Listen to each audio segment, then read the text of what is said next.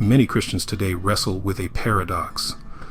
They are free in Christ, yet bound by habits, desires, and cultural norms that subtly enslave them. The tension between Christian liberty and moral responsibility is nothing new. In fact, the Corinthian church faced the same struggle.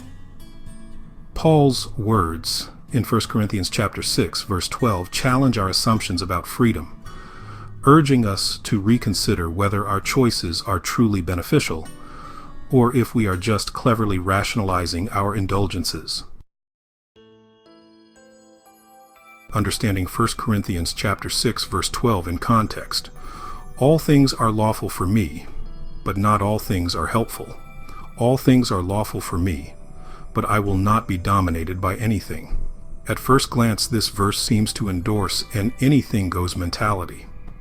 However, a deeper examination reveals Paul's nuanced warning.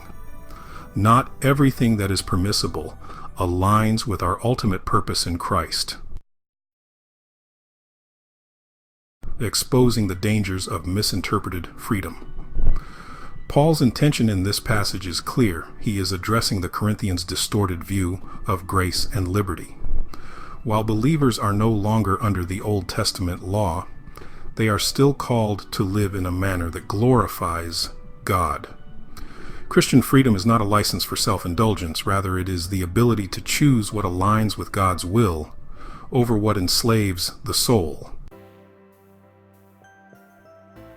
Freedom with responsibility. The key principle here is that Christian liberty must be exercised with wisdom and self-control. The Corinthians had adopted a slogan, "All things are lawful for me," as a justification for their immoral behaviors. Paul, however, counters this with two critical clarifications. Not all things are beneficial. Just because something is not explicitly forbidden does not mean it contributes to spiritual growth. Avoiding enslavement. True freedom means not being mastered by anything except Christ. These two tests, utility and mastery, help distinguish between godly choices and destructive indulgences. Freedom in Christ has boundaries. While believers are no longer bound by the ceremonial and civil laws of the Old Testament, they are still called to uphold moral and ethical purity, as stated in 1 Peter chapter 1, verses 15 to 16. Paul warns that an unrestricted approach to freedom can quickly lead to bondage. For instance, the modern obsession with entertainment and social media illustrates this principle. There is no sin in watching television, but when screen time dominates our thoughts and emotions, we become enslaved. Paul's statement, "I will not be dominated by anything," underscores the importance of self-control, a fruit of the Spirit, as mentioned in Galatians chapter 5, verses 22 to 23. If something exerts control over us, whether it's food, work, relationships, or substances, it can become an idol. Take alcohol, for example. A believer might argue that drinking alcohol is not inherently sinful, yet, if it becomes a dependency, it has crossed into the realm of enslavement, as warned in Ephesians chapter 5, verse 18.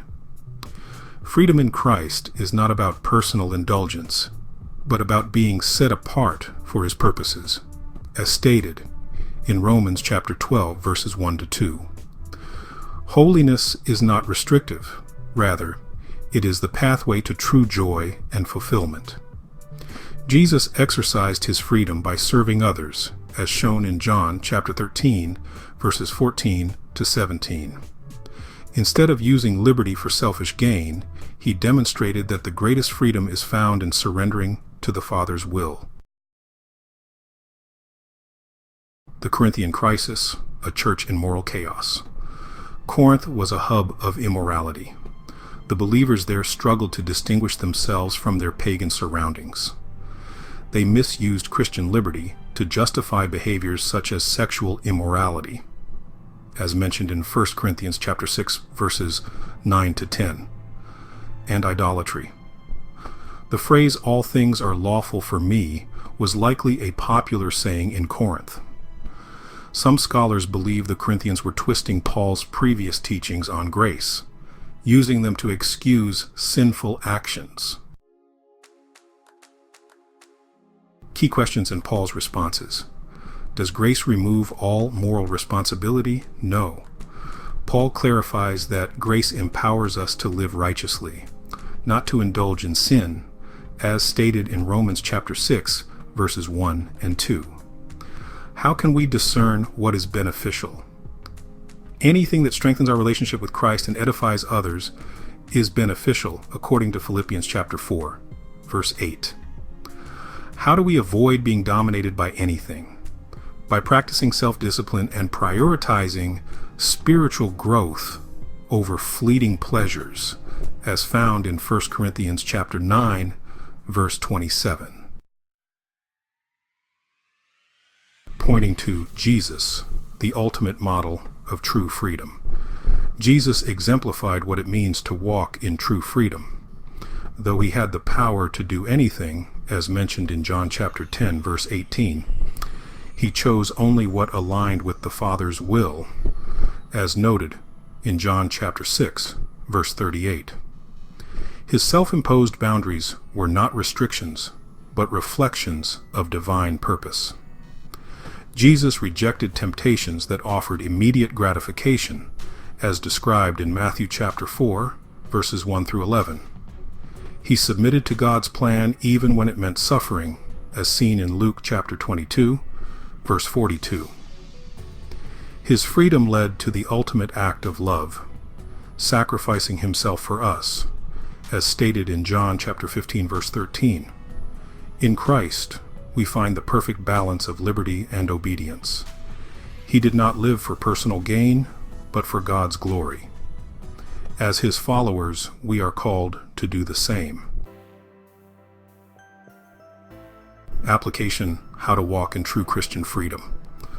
First, evaluate your habits. Ask yourself, does this activity draw me closer to Christ? Is this habit controlling me? Am I justifying a behavior that hinders my spiritual growth? Action step: regularly fast from things that have the potential to dominate your life, like social media, entertainment, or food, and focus on prayer instead, as encouraged in Colossians chapter 3, verse 2. Second, cultivate spiritual discipline. True freedom is found in walking by the Spirit, as stated in Galatians chapter 5, verse 16.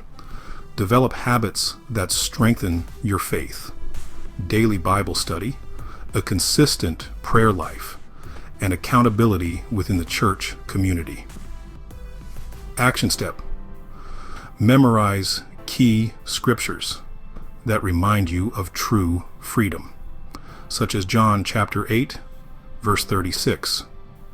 So, if the Son sets you free, you will be free indeed. Conclusion: are you living in true freedom? 1 Corinthians chapter 6, verse 12 challenges us to rethink our view of liberty. Are we using freedom to glorify God, or are we subtly enslaving ourselves to worldly desires? True Christian freedom is not about escaping restrictions, but about aligning our choices with God's purpose. Jesus lived in perfect freedom by submitting to the Father. If we are to follow him, we must do the same. The question remains, are we truly free in Christ, or are we justifying the very things that hold us captive? The choice is ours.